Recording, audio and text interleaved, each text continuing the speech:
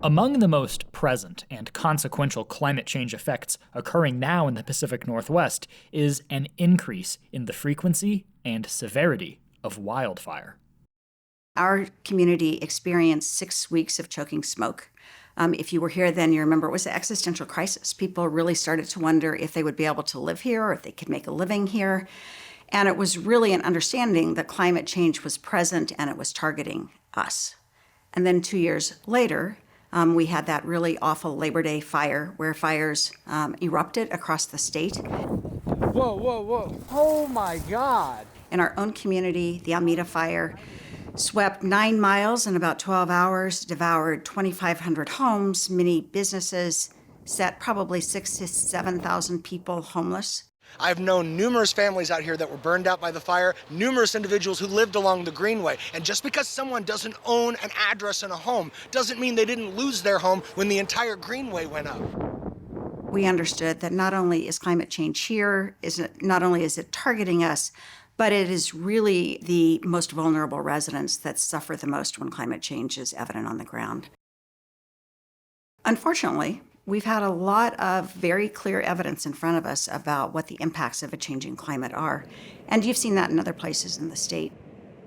Obviously kept a very close eye on the fires, so I learned from very early on in my business career and as an employer to learn all I could about those fires. So that's what I brought to the whole natural resource issue. I had 3 fires going at the same time in Curry County just this past August. Of course, and I think you're very interested, we all are, in the carbon emissions that come from those fires is just astronomical. A healthy forest holds that carbon.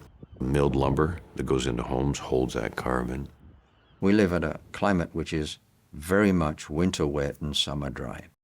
Every summer, the soils dry out inevitably.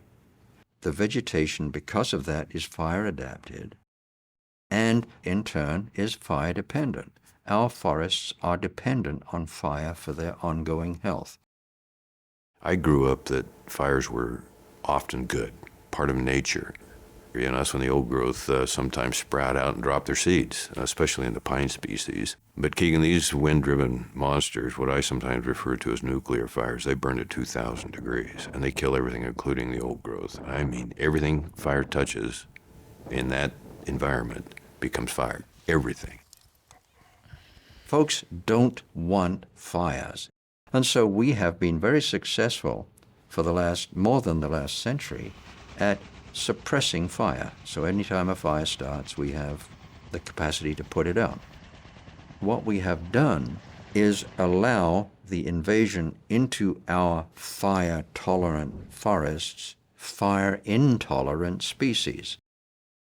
Now we get even more dry vegetation as the summer wears on.